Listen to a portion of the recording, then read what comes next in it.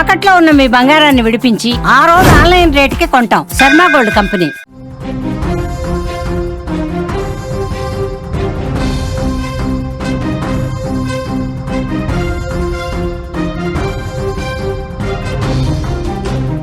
గోదావరికి వరద ప్రవాహం పెరుగుతోంది. భద్రాచలం వద్ద ప్రమాదకర స్థాయిలో గోదావరి పెరుగుతోంది. మూడో ప్రమాద హెచ్చరిక జారీ చేశారు. లోతట్టు ప్రాంతాల ప్రజలకు ముప్పు పొంచి ఉంది. అత్యంత ప్రమాదకర స్థాయిలో గోదావరి వరద కనిపిస్తోంది. పలు ప్రాంతాల్లో రాకపోకలు నిలిపివేశారు. పాత రికార్డులు బ్రేక్ చేస్తూ గోదావరి ప్రవాహం కొనసాగుతోంది. అధికార యంత్రాంగం పూర్తిగా అప్రమత్తమైంది. ప్రతి ఏటా ఇదే విధంగా వరద వస్తుంది, కానీ ఈసారి గోదావరి చూపిస్తున్న ఉగ్రరూపం జనాలను తీవ్ర భయాందోళనలో నెట్టేస్తోంది. తెలంగాణతో పాటు ఎగువన కురుస్తున్న భారీ వర్షాలకు తోడుగా ప్రాజెక్టుల నుంచి వస్తున్న వరద నీరు కలిపి భద్రాచలం వద్ద గోదావరి నది ప్రమాదకర స్థాయిలో ప్రవహిస్తోంది. దీంతో జిల్లా అధికార యంత్రాంగం అప్రమత్తమై ప్రజలను హెచ్చరిస్తోంది. నిన్న ఉదయం కేవలం 42.2 అడుగులుగా ఉన్న గోదావరి నీటి మట్టం 2 గంటల్లోనే 43 అడుగులకు చేరుకోవడంతో మొదటి ప్రమాద హెచ్చరిక జారీ చేసిన పరిస్థితి. కానీ వరద ప్రవాహం అక్కడితో ఆగలేదు. శ్రీరామ్ సాగర్ అలాగే చర్ల తాలిపేరు ప్రాజెక్టుల నుంచి వరద నీరు భారీగా వస్తుండడంతో ప్రవాహం అంతకంతకు పెరుగుతుండడంతో ప్రజలను భయపెడుతున్న పరిస్థితి.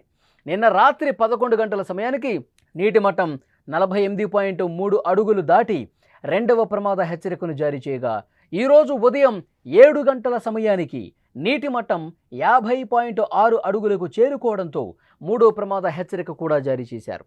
ప్రస్తుతం సుమారు 12,91,256 క్యూసెక్కుల నీరు దిగువకు వెళుతున్నట్టు అధికారులు తెలిపారు.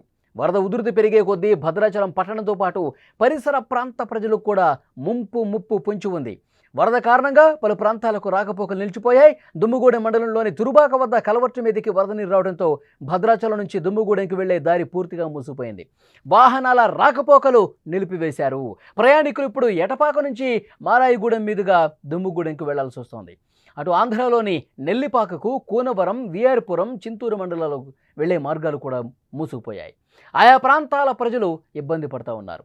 దుమ్ముగూడెం దగ్గర ప్రస్తుత పరిస్థితి చాలా దారుణంగా కనిపిస్తోంది.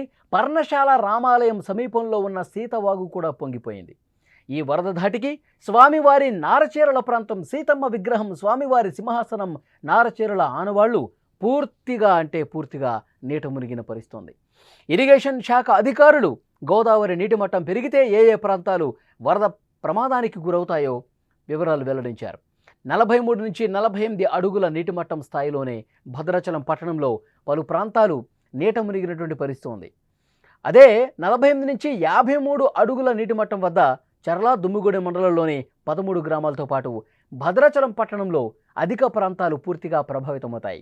ఒకవేళ 53 నుంచి 58 అడుగుల నీటి మట్టం స్థాయి వరద అత్యంత ప్రమాదకరంగా చెప్తున్నారు. ఈ స్థాయిలో చర్ల, దుమ్ముగూడెం, భద్రాచలం, బోర్గంపాడు, అశ్వాపురం, మణుగూరు, పినపాక మండలాల్లో మొత్తం 48 గ్రామాలు కూడా మునిగిపోయే పరిస్థితి ఉంటుంది. గతంలో వచ్చిన వరదలు ఇంకా ప్రజలు మర్చిపోలా. గతంలో వచ్చిన వరదని ఇంకా ప్రజలు గుర్తుపెట్టుకునే ఉన్నారు.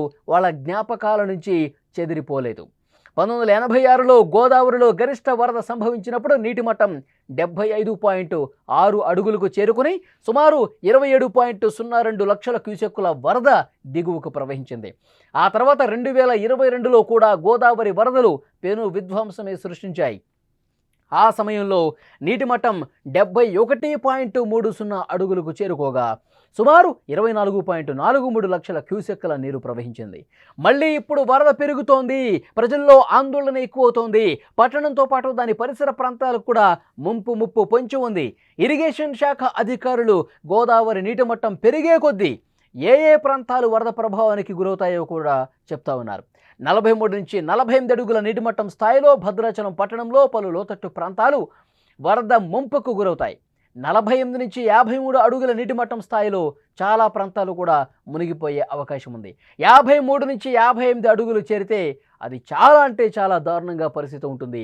కాబట్టి ప్రజలందరూ కూడా అప్రమత్తంగా ఉండాలని చెప్పి, ఎక్కడైనా ముంపుకు గురే లోతట్టు ప్రాంతాలు ఉంటే వెంటనే వాళ్ళని సురక్షిత ప్రాంతాలకు తరలిస్తున్న పరిస్థితి ఉంది. గత కొన్నాళ్లలో ఎప్పుడూ లేని విధంగా వరద ఎగువ నుంచి పోటెత్తుతూ వస్తుంది.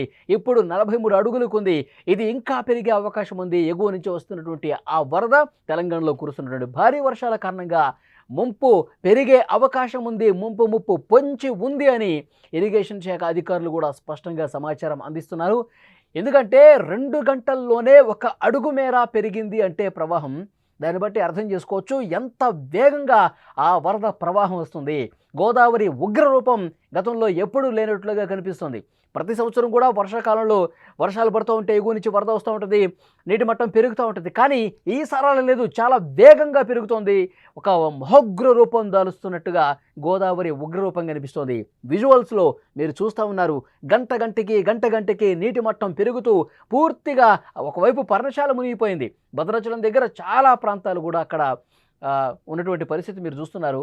మెట్లు కూడా మునిగిపోయి ఇక పైపైకి వాటర్ వస్తుందంటే భద్రాచల పట్టణ వాసులు ఆందోళనలో ఉన్నారు, భయం గుప్పిట్లో ఉన్నారు. ఈ వరద ఇంకా పోటెత్తితే ఇంకా తెలంగాణకు 2-3 రోజుల పాటు భారీ వర్షాలు ఉన్నాయని చెప్తున్నారు. ఒకవైపు ఎగువ నుంచి కూడా విపరీతంగా ఆ వరద ఫ్లోటింగ్ అనేది వస్తుంది. ఇది 50 అడుగులకి ఒకవేళ చేరుకుంటే ఈ 1-2 రోజుల్లో పరిస్థితులు చాలా దారుణంగా ఉంటాయి. చాలా మండలాల్లో గ్రామాలు మునిగిపోయే అవకాశం ఉంటుంది ఆ విధంగా వస్తే కనుక. అందుకే వెంటనే అధికారులు కూడా ఆయా ముంపు ప్రాంతాల్లో పర్యటిస్తూ ఉన్నారు. ఎక్కడైనా వాటర్ వస్తుంటే కనుక, ఎక్కడైనా కానీ లోతట్టు ప్రాంతాల వైపు వరద దూసుకొస్తుంటే కనుక అప్రమత్తంగా ఉండి జాగ్రత్తగా ఉండండి. ఏది కనిపించినా సరే వెంటనే అధికారులకు సమాచారం ఇవ్వండి. అధికారులు వెంటనే మీకు సురక్షిత ప్రాంతాలకు తరలించే విధంగా చర్యలు తీసుకుంటారు. అధికారులు మిమ్మల్ని పునరావాస కేంద్రాలకు చర్యలు తీసుకునే అవకాశం ఉంటుంది. ఆ సమాచారం అందించండి అని చెప్పి ఎప్పటికప్పుడు అధికార యంత్రాంగం అప్రమత్తమైన పరిస్థితుంది. ఇప్పటికిప్పుడు ఉన్నటువంటి పరిస్థితి మీరు చూస్తూ ఉన్నారు. గోదావరి నీటి మట్టం అంతకంతకు పెరుగుతూనే పోతుంది. 43 అడుగుల దగ్గర ఉంది. 48కి చేరుకుంటే, 50కి చేరుకుంటే మాత్రం పరిస్థితి కంట్రోల్లో ఉండదు. వెంటనే అధికారులు తీసుకోవాల్సిన చర్యలు తీసుకున్నారు. ఇప్పటికే అప్రమత్తత ప్రకటించిన పరిస్థితి కనిపిస్తోంది.